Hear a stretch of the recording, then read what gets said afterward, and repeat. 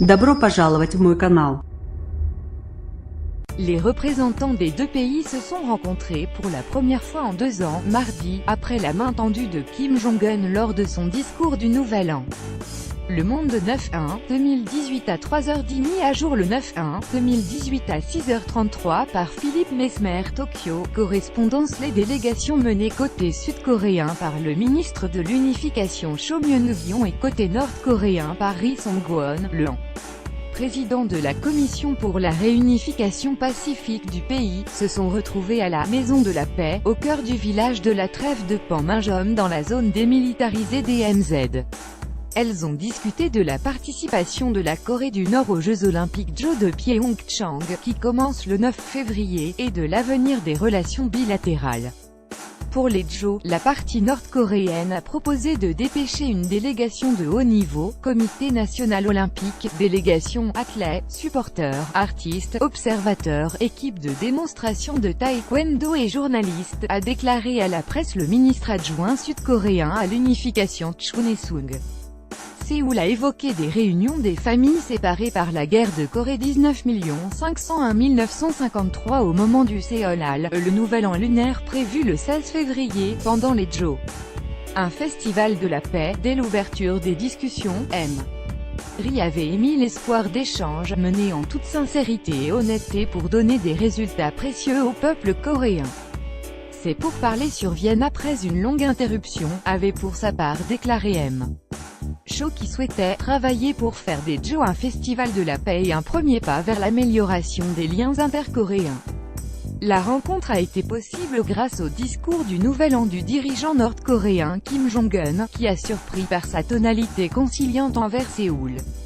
Le dirigeant nord-coréen a dit souhaiter le succès des Jeux. Nous sommes disposés à prendre les mesures nécessaires, y compris à envoyer notre délégation, a-t-il poursuivi. À cette fin, les autorités du Nord et du Sud pourraient se retrouver dans un avenir proche. La Corée du Sud a réagi en proposant une rencontre, acceptée dans la foulée par Pyongyang. 2017 a été marqué entre autres par un essai nucléaire de bombe à hydrogène, selon Pyongyang, et 3 tirs de missiles balistiques intercontinentaux, auxquels l'ONU a répondu par des sanctions économiques toujours plus sévères. Améliorer le niveau de vie. Le revirement du régime en 2018 peut s'expliquer par des raisons stratégiques et économiques. Après le tir réussi le 29 novembre d'un nouveau type missile balistique intercontinental baptisé Hwasong-15, Pyongyang a annoncé avoir réalisé la grande cause historique de mettre au point une force de frappe nucléaire. Le régime veut maintenant produire en masse des missiles et des têtes nucléaires. Il pourrait suspendre les essais devenus pour l'instant inutiles. Lire aussi Pyongyang accepte l'offre sud-coréenne de discussion mardi 9 janvier. Cette année doit permettre de placer l'économie nationale sur une base plus indépendante et plus axée sur le juge l'idéologie du régime nord-coréen, et d'améliorer le niveau de vie du peuple, a par ailleurs déclaré Kim Jong-un le 1er janvier. Certes, le dirigeant exprime des vœux similaires chaque année, mais 2018 est l'année du 70e anniversaire de la création de la République populaire et démocratique de Corée RPDC, nom officiel de la Corée du Nord, et le dirigeant entre dans sa 7e année de pouvoir. Il doit maintenant obtenir des résultats concrets dans ces domaines, analysé le 2 janvier le spécialiste de la Corée du Nord, Yoon In-hwan, dans le quotidien de centre Go Kyoré. En insistant sur l'indépendance, il semble signaler les difficultés rencontrées à cause des sanctions, que la Chine et la Russie, généralement plus favorables à la négociation, se disent prêtes à appliquer.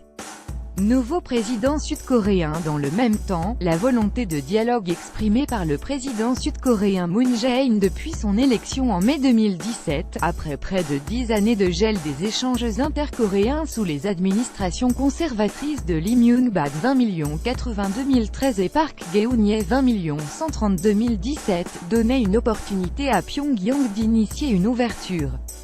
Cette position de M. Moon n'a jamais varié malgré l'envenimement de la situation, aggravé par les vifs échanges entre Kim Jong-un et le président américain Donald Trump. En juillet 2017, Moon a proposé des discussions entre militaires des deux Corées pour calmer les tensions et des rencontres des Croix-Rouges des deux pays pour des retrouvailles des familles séparées.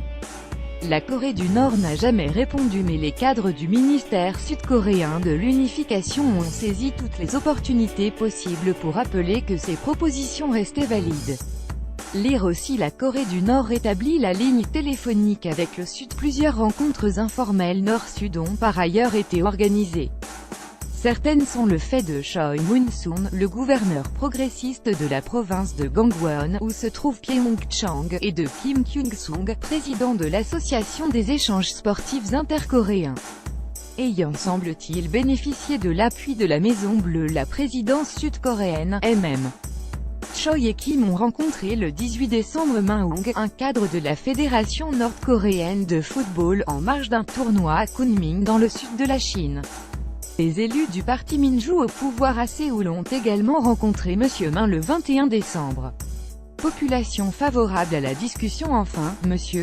Moon a convaincu le 5 janvier Donald Trump de reporter les manœuvres américano-sud-coréennes Ki-Resolve et Fall Eagle qui devaient coïncider avec les JO et que Pyongyang considère comme une répétition de l'invasion de son territoire.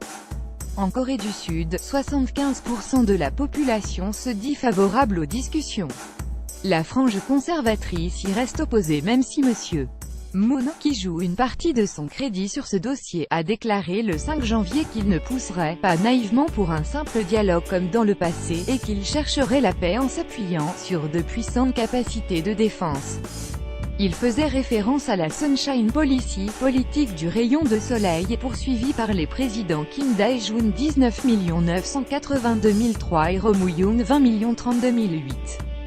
Les opposants au dialogue voient dans l'attitude de Kim Jong-un une tentative d'éloigner Séoul de Washington. Pyongyang a très probablement lancé une offensive pacifiste pour briser le front commun international sur les sanctions et acheter du temps pour compléter son arsenal nucléaire, écrit dans un éditorial du 9 janvier le quotidien conservateur Jungang Ilbo. Le Parti de la Liberté en Corée, principale formation d'opposition, critique les négociations, n'y voyant que « des discussions pour des discussions ».